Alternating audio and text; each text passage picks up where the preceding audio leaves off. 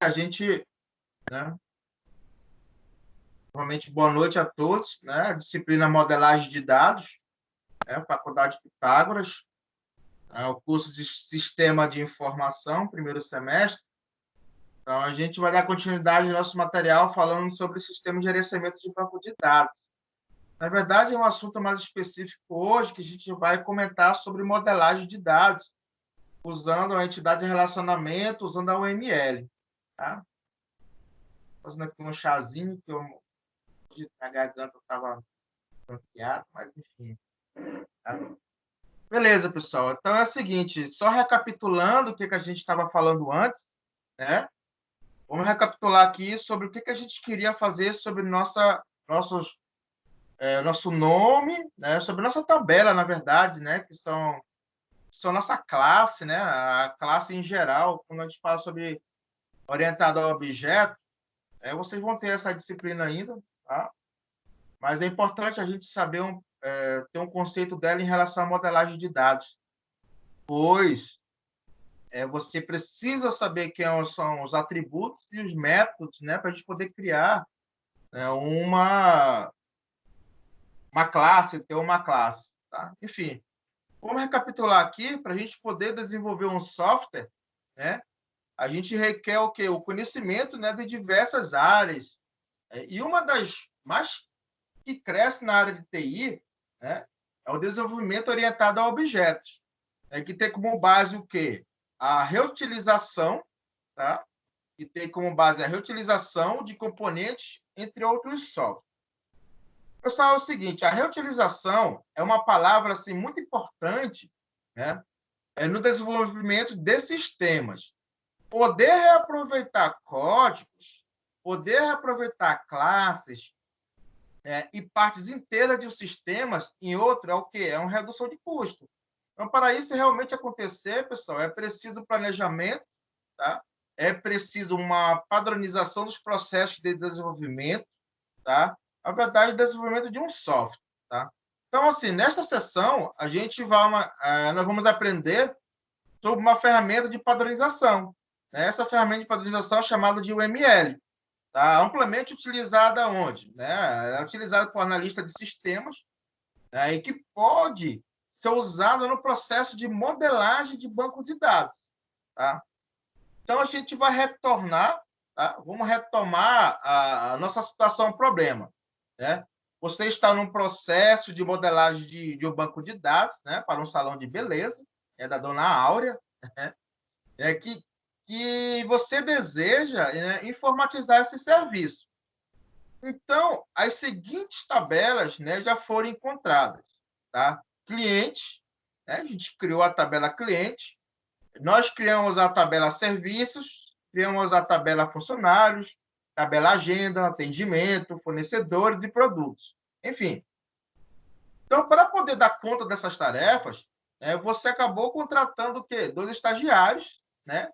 E esses estagiários, eles precisam estabelecer padrões de modelagem, né, de seus softwares.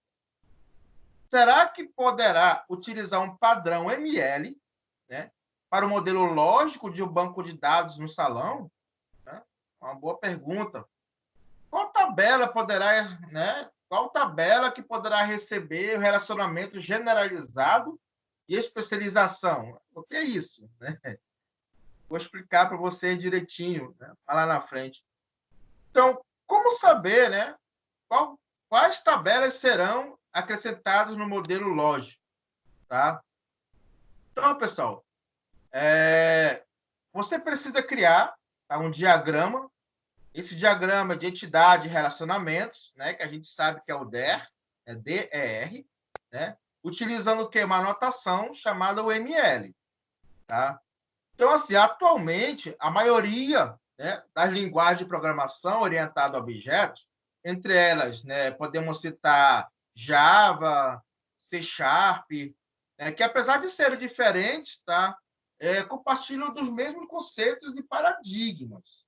Tá? Na verdade, são mesmos conceitos e paradigmas da programação orientada a objetos. Um software, tá, desenvolvido nessa linguagem, né, utilizando classes, pode perfeitamente o quê? Armazenar as informações em base de dados relacionais. Porém, pessoal, antes de mais nada, eu te pergunto, né, o que é um objeto? Né? Se alguém souber me responder, pode falar. Então, é assim, ó, um objeto, né, esse objeto pode ser uma pessoa, né, esse objeto pode ser alguma coisa, esse objeto pode ser um processo real, tá, um abstrato, né, e que a gente possua informações e funcionalidades. Então, assim, esses objetos, né, na orientada a objeto, na modelagem de dados, rapidinho que o Gabriel acabou de entrar aqui na nossa sala. Tá? Boa noite, Gabriel. Seja bem-vindo. Tá?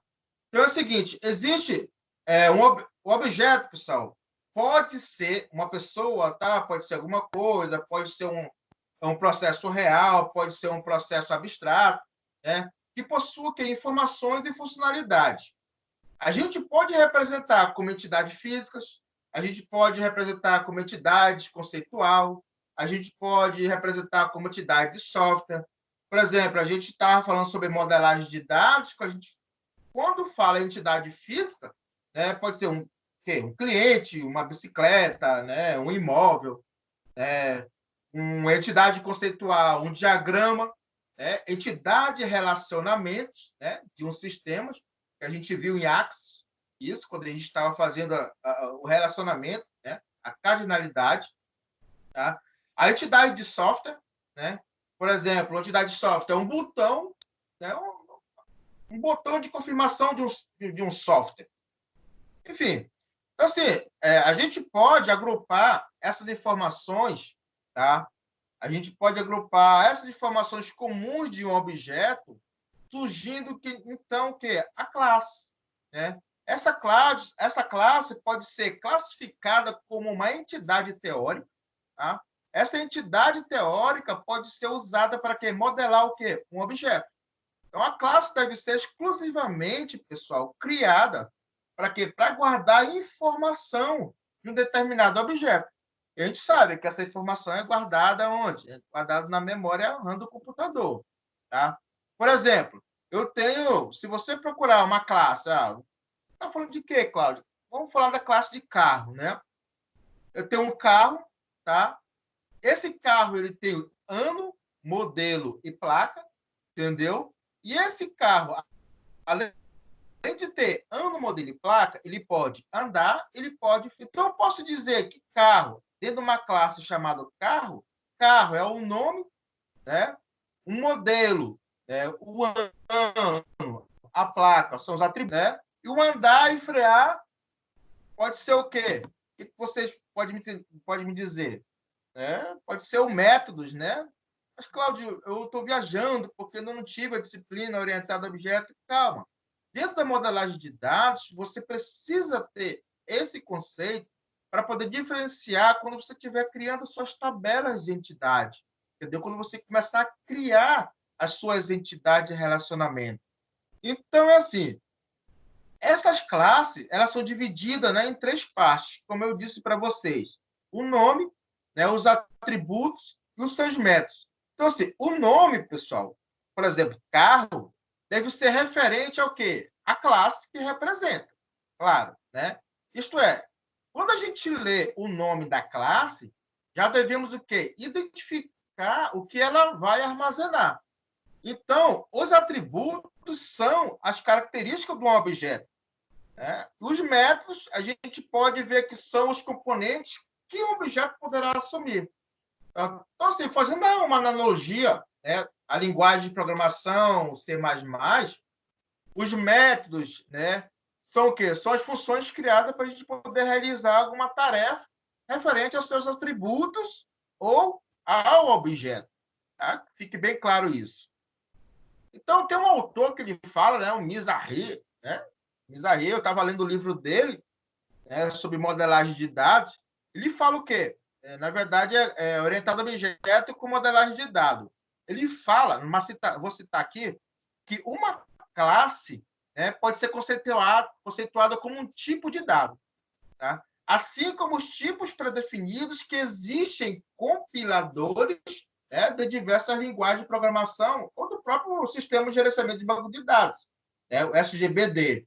Tanto faz, pode ser qualquer uma, tá? Então, pessoal, uma classe é formada por dados e comportamentos, tá? Dados e comportamentos. Então, para a definição, né, dos dados de uma classe, são utilizados os atributos, né? Você sabe, por exemplo, a classe, né, classe carro, tem um nome carro, os atributos, né? Aquelas especificações que eu falei, né? Para essa definição, os comportamentos usados, né, os métodos, na verdade, são funções que manipulam, né, os atributos da classe. Né? Porque assim, o Medeiros ele afirma, né, que uma instância de uma classe é a criação, né, de um objeto baseado em uma determinada classe. Ao instanciarmos um objeto, né, criamos o quê? Esse objeto na onde? Na memória. Né?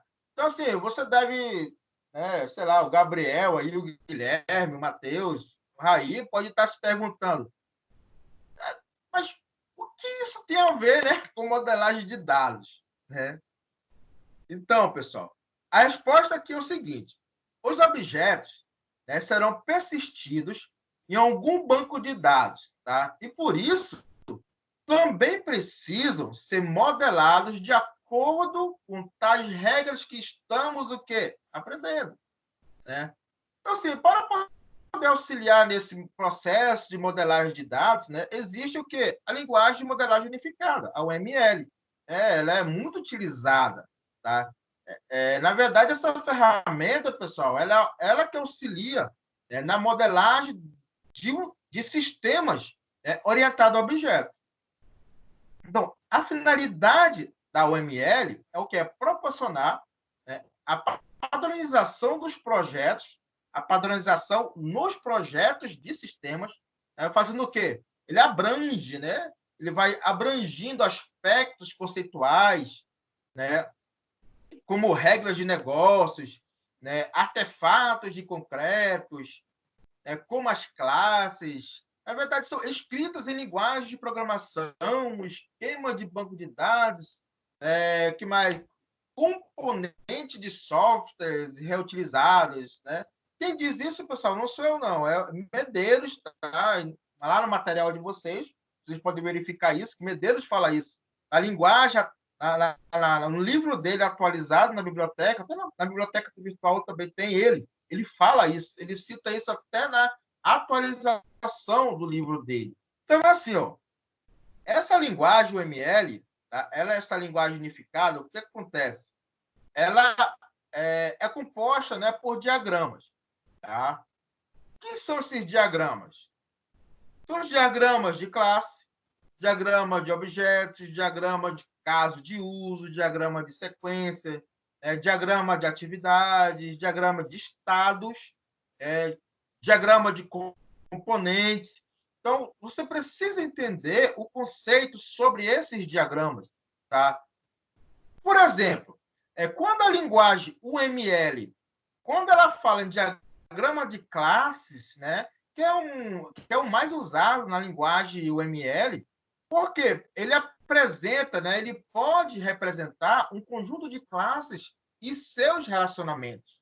Tá? O diagrama de objetos, pessoal, ele demonstra como, na realidade, as informações do objeto podem ficar armazenado na classe.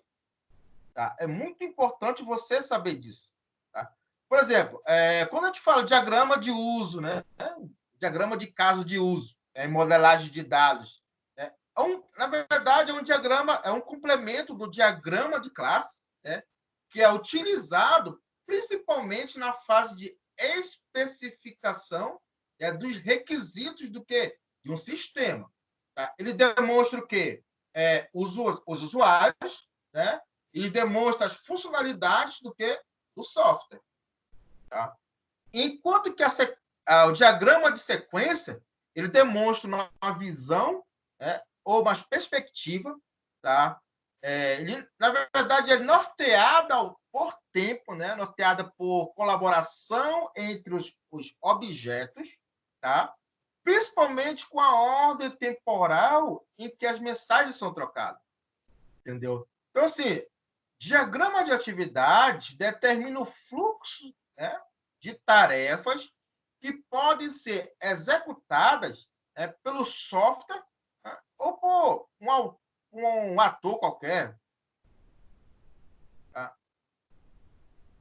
Eu esqueci, diagrama de estado, né? O diagrama de estado, pessoal, ele pode representar, né, um conjunto, né, de estado que um objeto pode ter o quê? Os gatilhos, né, que possam estipular a mudança ou a transição do objeto de um estado para o outro. E, por último, o diagrama de componentes. Esse aí demonstra os componentes, claro. Os componentes de quê? Os componentes do software, né? Os componentes do software e seus relacionamentos, tá? Podendo ser bibliotecas, podendo ser arquivos de ajudas, podendo ser classes que podem ser anexadas ao software. A gente viu sobre a cardinalidade. Lembra lá? Um para muitos, um para um, muitos para um e muitos para muitos, né? Da entidade. Olha só, a cardinalidade, só relembrando aí, a cardinalidade é utilizada em um diagrama de classe. O que é o diagrama de classe? Lembrar que eu acabei de dizer? É o mais usado, né, na linguagem do ML, porque essa linguagem de classe, esse diagrama de classe, ele representa um conjunto de classes, né, e seus relacionamentos. Então é o seguinte, esse diagrama de classe ele é semelhante ao diagrama de entidade de relacionamento. Tá? Então, lembra lá da entidade de relacionamento?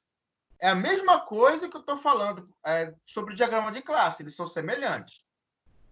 Porém, pessoal, podemos determinar o número exato de ocorrências, né? Por exemplo, no mínimo um, né, ocorrência e no máximo 5. Tá?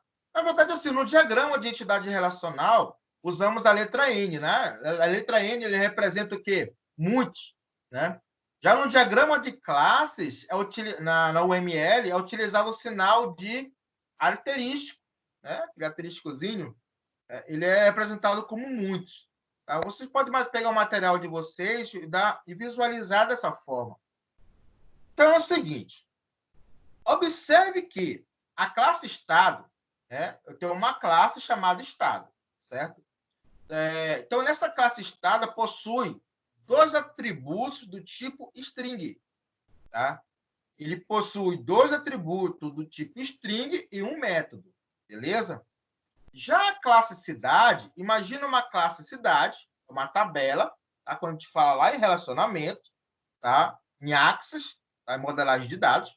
Já a classe cidade, né? Possui o quê? Imagina que tem três atributos, sendo dois do tipo inteiro e um do tipo string. Né? Raciocina comigo aí. Além de um método, tá bom? É importante ressaltar, pessoal, que a quantidade de atributos e métodos, tá, varia de projeto para projeto. Então, pois o desenvolvedor é ele que deverá modelar a classe de forma que achar, tá, mais adequada. Então, preste bem atenção no que eu estou falando. Tá? Quando você construir esse diagrama, você precisa identificar, certo, a sua classe, os seus atributos e seus métodos, tá bem? Cláudio, vou precisar disso como? Você vai ver isso mais aprofundadamente quando você tiver a linguagem, né? A linguagem de programação 1, linguagem de programação 2. Quando você tiver, antes disso, você vai ter a disciplina orientada ao objeto, né? Vai aprofundar muito falando sobre a UML. Enfim, quando uma classe, pessoal, é chamada de instanciada, né? Tem que ser um objeto na memória, tá? Na memória que é na memória de trabalho, né? Na memória de trabalho do computador. Nesse caso, os atributos, né, da classe são preenchidos com o quê? Com dados. Assim como existe o diagrama de classes, também existe o diagrama de objetos, né? Para quê? Para poder mostrar as informações que serão armazenadas onde? Na classe. Então, quando você pode fazer uma pesquisa aí, faz aí uma pesquisa sobre diagrama de objetos e você vai verificar aonde estão os atributos representados no diagrama, com a cardinalidades, como é direcionada, quase a mesma coisa quando a gente estava colocando a entidade de relacionamento no Axis, tá? Aquele relacionamento de tabela para tabela, com cardinalidade, de um para muitos, de muitos para um. Enfim, eu quero só ressaltar, pessoal, que a OML, originalmente, foi uma proposta para quê? Para poder realizar a modelagem de um sistema orientado a objetos. Mas a UML ela pode ser utilizada como uma notação, tá, em projeto de um banco de dados. Tá? Por quê? Porque ela deixa a modelagem de dados, né, a modelagem de todo o sistema, tá, fora, né, de forma padronizada. É o seguinte, então, o diagrama de classe, né, como a gente desde cedo está falando sobre isso aqui, ela pode ser representada num projeto lógico, tá? Num projeto lógico de um banco de dados. Na verdade, geralmente é um modelo conceitual, tá? É um modelo realizado com diagrama de entidade de relacionamento. É a mesma coisa do Axis, tá? Quando a gente fala da UML, só muda o diagrama de classe para poder a gente aplicar na entidade de relacionamento. Só muda algumas características, tá? Então, você precisa entender que uma classe, quando instanciada, ela guarda as informações na memória RAM do computador. Tranquilo? Então, toda vez que ela precisa armazenar todas essas informações para depois o quê? Recuperá-las. Tá? É necessário gravar em arquivos, tá? Ou em banco de dados. Esse processo, pessoal, na verdade é chamado de quê? De persistência. Tá? Na nossa linguagem de banco de dados, quando a gente trabalha com banco de dados, ela é chamada de persistência, tá bom? Então, uma classe de persistência tem como finalidade o quê? Guardar as informações, né, em um meio persistente para quê? Para que a gente possa recuperar, né, posteriormente. Porque você precisa disso. A gente precisa disso como analista de sistema de banco de dados. Tá? A gente precisa disso como minerador de dados, como modelador de dados, entendeu? Então, a persistência de objetos pode ser definida com o quê? Com a capacidade que uma linguagem de programação tem que permitir, né, que os dados e objetos, né, resistam a um processo para quê? Para mais tarde utilizá-lo em outro. Isso é normal, tá? Isso é muito normal. Então, existem várias técnicas, né? Essas técnicas vocês vão ver na disciplina mais aprofundada, na disciplina orientada, programação orientada a objeto, que é o padrão DAO, Date Access Object, né? É o padrão força bruta, né? Active Record, o persistência robusta, né? Que é o famoso framework, né? E o padrão JDO, né? O Java Date Object, né? Enfim, uns desses padrões, como eu falei, tu vai que ver a disciplina mais aprofundada, tá? Nas disciplinas posteriores que vocês vão estudar. Não fique muito preocupado com isso, porque é uma viagem, mas é muito bacana, tá? Querem perguntar alguma coisa aí, Gabriel? Hein, Guilherme, Matheus, Raí? Tá tranquilo, cara? De boa. Tá de boa, né? São os conceitos assim que a gente precisa focar muito. A gente precisa aplicar, na hora da nossa aplicação, esses conceitos são fundamentais, não tem como fugir disso. Entendeu? Eu estava lendo sobre o livro do Mizrahi, que eu,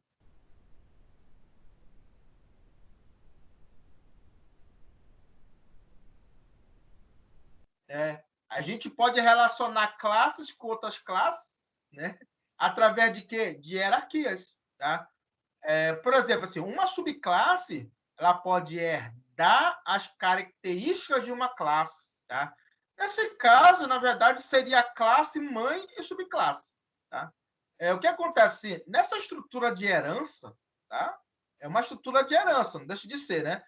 Você vai ver isso mais aprofundado na outra disciplina. Mas essa estrutura de herança que eu falo, né, essas classes, pessoal, elas compartilham suas funções e características muito comuns, tá? E as subclasses, o que elas fazem? Elas podem receber outras particularidades exclusivas, tá? Faça aí uma pesquisa sobre exemplo de herança, tá? Exemplo de entidade, né? Exemplo de herança em modelagem de dados, exemplo de herança em programação orientada a objeto. Tá? Você vai visualizar que é a mesma coisa que a gente estava falando no Axis, tá? Só que com alguns padrões diferentes, né? Com algumas linguagens diferentes, mas é quase a mesma coisa, tá? Vamos lá. Por exemplo, existe uma classe chamada médico, beleza? A classe médico é a subclasse e suas duas classes filhas são o quê? Cardiologista e anestesista. Vamos lá. Eu tenho uma classe chamada médico. A classe médico é a subclasse de duas classes, tá? Filhas de cardiologista e anestesia. O que acontece? Elas herdam, pessoal, os atributos médios da classe mãe. Por quê? Isso significa que os atributos, né? Por exemplo, CRM, né?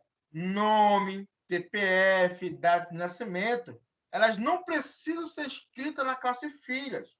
Por quê? Porque elas serão herdadas, né? Elas serão herdadas da superclasse, né? Que a gente identifica dessa forma. Então, a classe anestesista, ela não pode, né? Ela não possui nenhum atributo, ela não possui nenhum método além do herdados. Deu para entender? Lembra lá que a gente criou lá no Axis as entidades, né?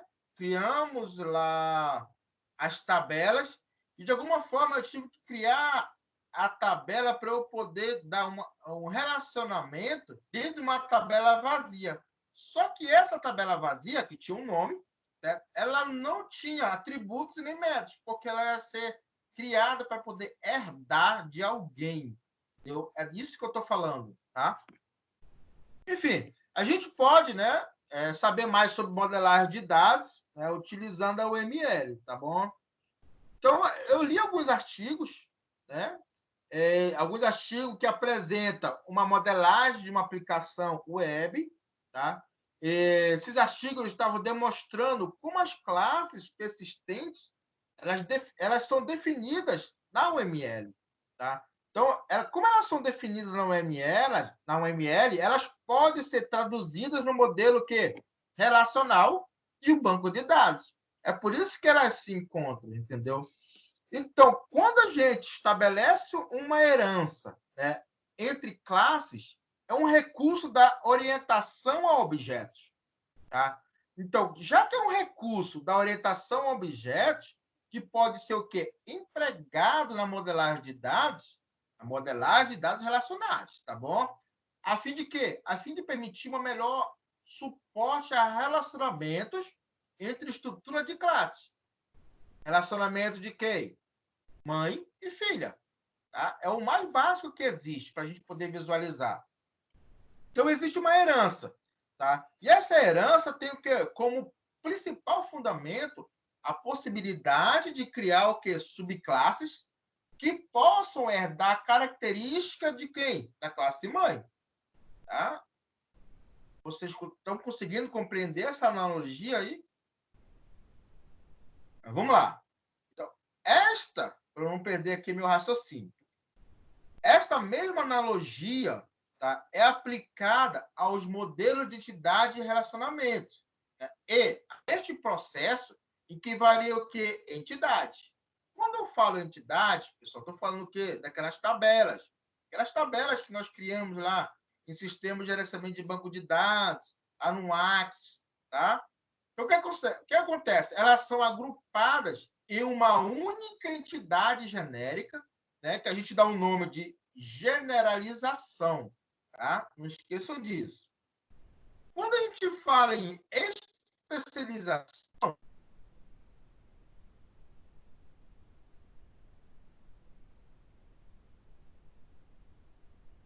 como que?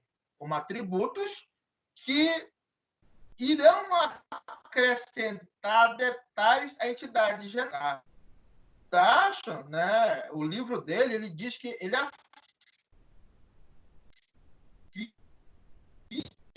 em diagrama de entidade de relacionamento, a especialização e a especialização são um tipo de relacionamento que entre entidades que determina que uma entidade contém a outra. Isso quer dizer, pessoal, que uma entidade superior contém uma ou mais conjuntos de entidades inferiores. Tá? Isso se chama hierarquia. Tá? Lá no Golgo, né? Na verdade é Colgo, né? Colgo, lá em 1998, no livro dele, tá? Ele destaca, tá? Que um diagrama de entidades, relacionamentos, tá? Ele destaca, já é diferente. Mas olha a fala dele, né? Ele identifica assim, mas não quer dizer, é diferente a fala, tá? Mas a compreensão é a mesma, ó. Ele diz que ele destaca que em um diagrama de entidade de relacionamento, as estruturas de generalização e especialização são úteis para quê? Para que sejam retiradas a complexidade, né, de entidades. Né? Na verdade, o seu uso está sendo o quê? Diretamente ligado ao nível, né, de detalhamento que a gente deseja em um modelo lógico. Tá? Então, vocês vão pegar alguns exemplos aí só fazer uma pesquisa, né, de exemplo de generalização, né, generalização e especialização. Existem alguns exemplos que pode ser criado uma tabela generalizada, né? Por exemplo, vamos criar uma tabela, deixa eu só tomar aqui o meu casinho rápido, olha lá, tá?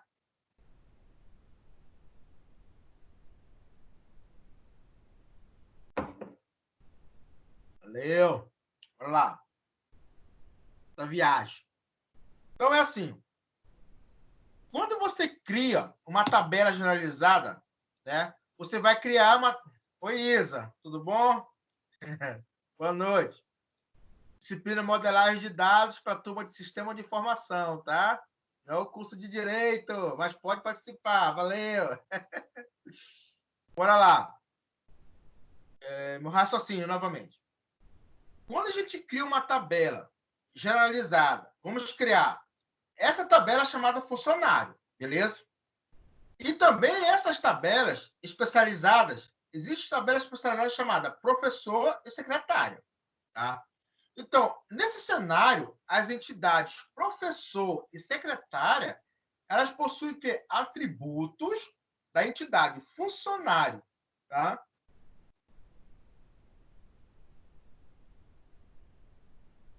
Ela possui mais as suas específicas, tá bom? Então, verifique dessa forma.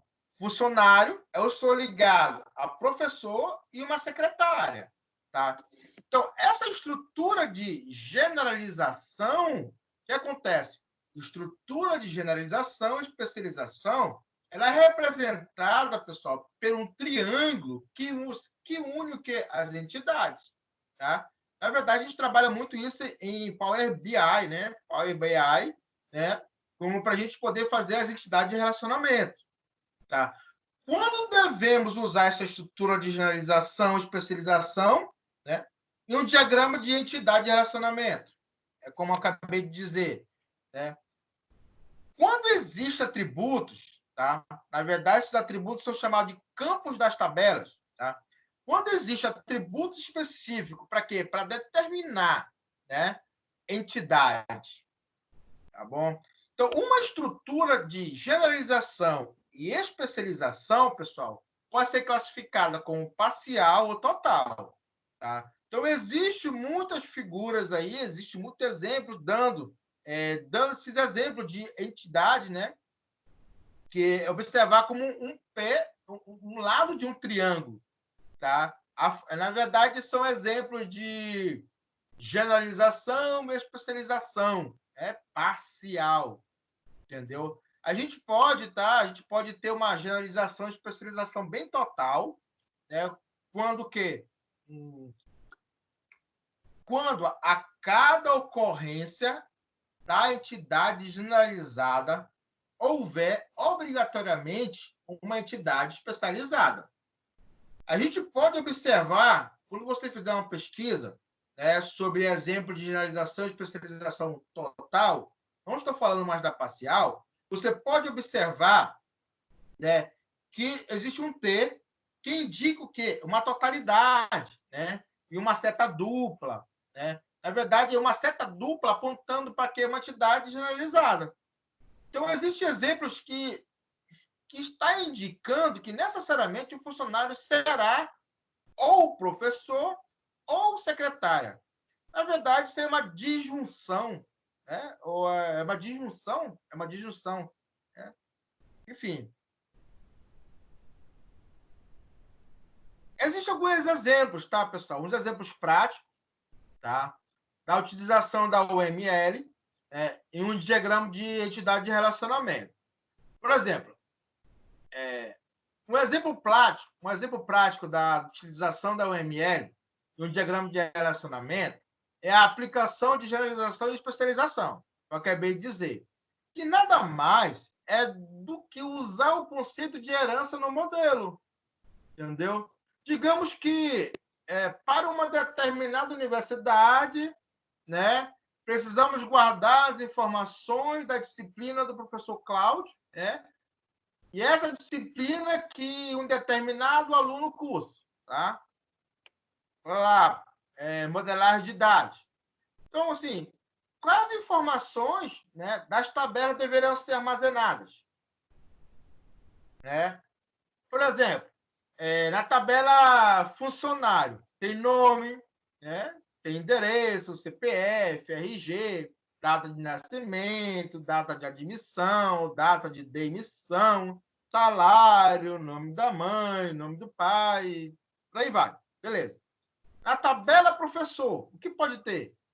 Nome, novamente, endereço, RG, CPF, data de nascimento, nome da mãe, nome do pai, valor da hora-aula, quantidade de hora-aula. Mas, enfim, mas só observação. Você observa que tem coisas repetidas aí. Agora falar mais lá na frente. Existe também uma tabela aluno, que essa tabela aluno ela pode ser nome, endereço, RG, CPF, data de nascimento, né, data de entrada da faculdade, data de formatura, salário, nome da mãe, nome do pai, enfim. Você precisa entender, pessoal, a tabela disciplina, tá, estará relacionada, né, com a tabela professor e com a tabela aluno. Tá? Bora lá. A tabela disciplina, né, a tabela disciplina está relacionada com a tabela, né, professor e com a tabela aluno. Beleza? As tabelas funcionário, tá? Professor e aluno, tem algo em comum? É. Existe algum atributo que se repete?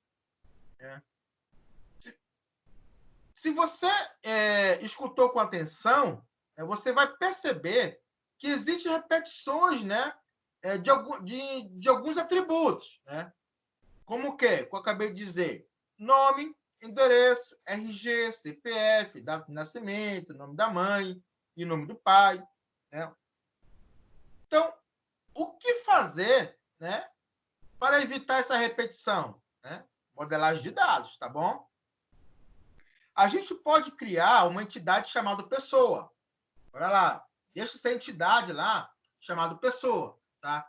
E nessa entidade chamada pessoa, a gente vai inserir os atributos repetidos, tá? A gente vai inserir os atributos repetidos nas demais tabelas, tá? Esses atributos que eu acabei de repetir. Então, você, a partir desse conceito, né, espero que vocês tenham me compreendido, você pode tentar desenhar. Não esqueça, você pode colocar a cardinalidade, tá bem? Enfim, alguns autores, tá, pessoal? Como o Corte, né? O Corte ele fala também isso que ele descreve, né, que o diagrama, né, que o diagrama de classes pode ser utilizado como uma ferramenta gráfica, né, para quê? Para poder criar o modelo lógico de um banco de dados, né? Você pode fazer essa pesquisa na internet, faz assim, você procura na internet aí, ou procura no nosso material, ou no livro do Corte, tem exemplo lá, exemplo de entidade de relacionamento com notação UML, né? Aí vocês vão ver lá as classes com seus atributos, né? Só que esses atributos não têm métodos, tá bom? E você pode fazer o quê? O relacionamento entre elas. Você pode criar uma tabela vazia ou não. Você pode criar uma tabela para poder adicionar os atributos repetitivos, tá? Enfim, você vai brincando. Tá? Então, assim, a nossa disciplina, modelagem de dados, abstraiu, né? Abstraiu muitos conceitos da programação orientada a objetos, tá bom? Ela abstrai isso, tá? Na verdade, pessoal, ela abstrai como uma forma de quê? De evolução e uma forma de acompanhamento dos conceitos mais atuais, né, de programação. Então, a gente percebeu, né, e a gente conheceu, né, a aplicação de herança. Né? Que é a aplicação de herança? É generalização, né, e especialização. Essa aplicação de herança, o quê? No modelo de entidade de relacionamento. Tá? Como uma reflexão, né, de aprendizagem, enfim. Procure alguns materiais, tá bom? Tá? Os diagramas que podem, né, receber esse tipo de relacionamento entre as tabelas, tá? Porque é diferenciado. Muitos profissionais esquecem de fazer isso, entendeu? Então é fundamental, o fundamental disso é que é sempre perceber as constantes repetições, né? É sempre perceber repetições de atributos, tá? Esse, pessoal, é o indício mais forte da necessidade de estabelecer o quê? A generalização e a especialização entre as unidades. Então, a modelagem de dados serve para quê? Para enxugar aquele detalhe, né? Para a gente, porque tu sabe que a gente trabalha com linhas, né, e colunas numa entidade. Então, quando a gente trabalha com linhas e colunas, nós estamos usando quem? Processador, né? E memória. Então, você vai ter um momento que você vai definir se você vai trabalhar com linhas e colunas. Para quê? Na mineração de dados, na modelagem de dados, quando você, por exemplo, se aprofundar no Power BI da vida, quando começar a criar seu dashboard mais avançado, né? Você vai alimentar o seu sistema com grandes designs. Isso vão se comunicar, né? É por isso que existe o cientista de dados, para que faça essa união, essa modelagem, para poder unir tudo isso aí. Enfim. Então, pessoal, assim, nessa aula de hoje, né, alguns exemplos teóricos, né, que a gente precisa aplicar. Você conheceu, né, uma nova forma de relacionamento, tá bom? Essa forma de relacionamento que é a generalização, né, e a especialização, né, processo, né, que é o que? Um processo semelhante ao de herança da orientada a objeto. Né? O padrão ML, pessoal, pode ser usado, né, pode ser utilizado como ferramenta para auxiliar na modelagem de banco de dados, tá? Alguns softwares possuem, né, seus projetos no padrão ML. Tá? É comum, tá? Que é muito comum que as empresas, pessoal, criaram o seu próprio modelo, tá? É muito comum. Na verdade, criar o seu próprio modelo, né, na notação ML. Então, porque assim, o diagrama, né, de entidade e relacionamento é muito semelhante ao diagrama de classe, né? Por ser o quê? Sei lá, facilmente você se adapta. Pode ser que você facilmente se adapta nisso. Depende de pessoa para pessoa, entendeu? Enfim.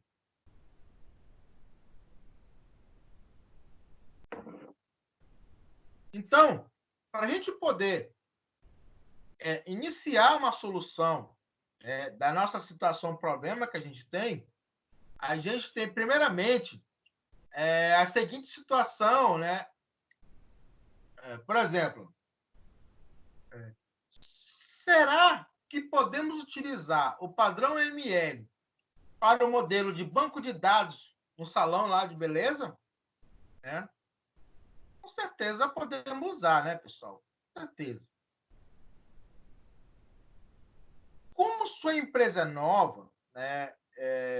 Como essa empresa é nova, ela servirá, inclusive, tá, de teste para poder verificar a viabilidade, tá, de empregar esse padrão em outros projetos. Isso é normal isso acontecer. Tá? A gente tem que ter um projeto piloto, todo mundo tem um projeto piloto, é um teste piloto. Né? É importante, tá, pessoal, que os seus colaboradores, tá bem? Você precisa saber disso, vocês vão estudar mais especificamente em gerenciamento de qualidade de software, tá? Isso é preciso que os colaboradores saibam o padrão ML, né? E se for o caso, vale até a pena investir em treinamento, tá? Para quê? Para que todos entendam a padronização do modelo lógico. Tá? Que isso não acontece. A gente sabe que em muitas empresas isso não acontece, esse tipo de treinamento. Tá bom? Só joga para o cara fazer, o cara se vira. Tá? Um outro questionamento é o que é qual tabela poderá receber o relacionamento generalização e especialização, né? E como saber quais tabelas serão acrescentadas no modelo lógico? Pessoal, assim, em visita ao salão, né, lá no início do nosso projeto, né, ficou determinado que os clientes serão classificados em VIP, né, casual, mensal, lembra lá? Né? O VIP ele terá conceitos, né, ele terá descontos exclusivos e facilidades, né, de pagamentos. Tá? Na verdade, ele vai ter esse diferencial que outros clientes não têm, né? Não terão. Tá? O cliente mensal tem a possibilidade de optar determinado profissional ele tem condição de quê? De direcionar o seu atendimento, né? Eu prefiro no atendimento aí o Gabriel. No outro dia, não, essa semana eu prefiro o Matheus aí no atendimento. Ele pode fazer isso. Você pode direcionar isso, tá? Casual, não tem alguma especificação. Pois aquele cliente, pessoal, ele vai o quê? Esporadicamente, tá? Ou em muitos casos, somente uma vez.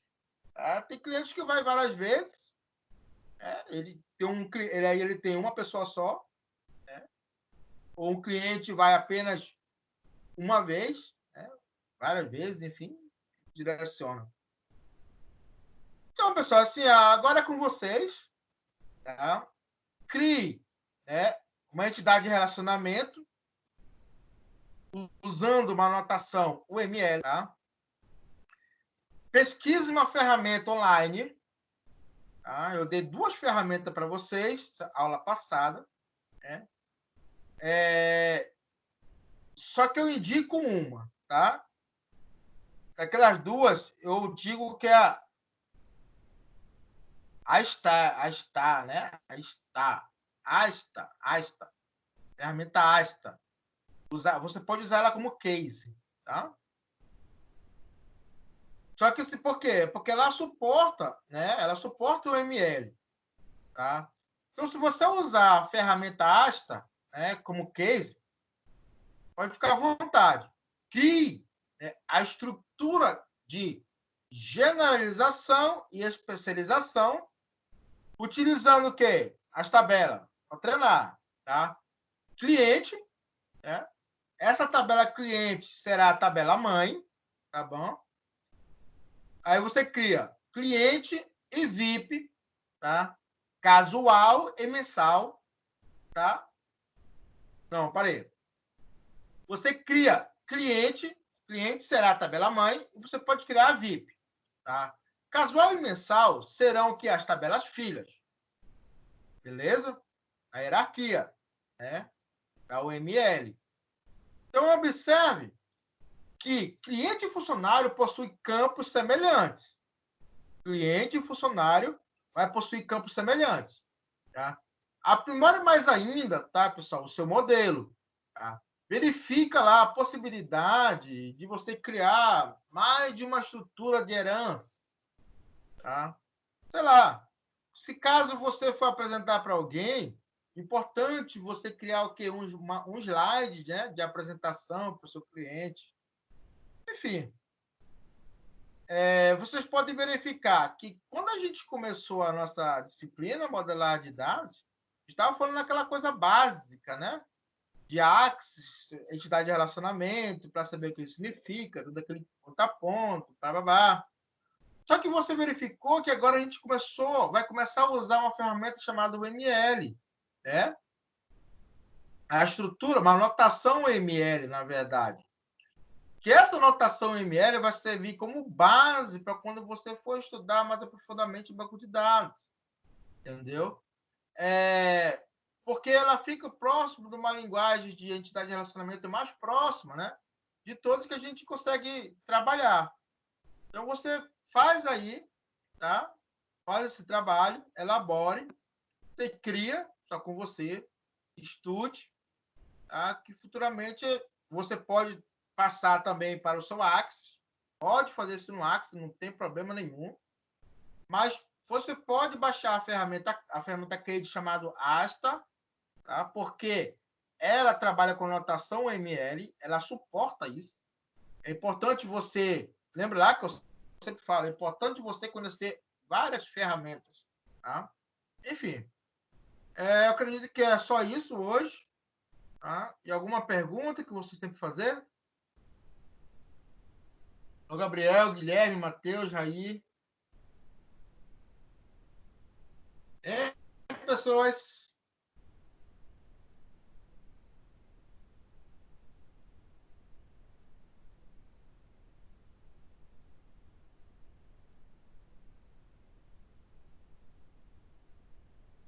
E aí, pessoal, boa noite. Tem alguém por aí?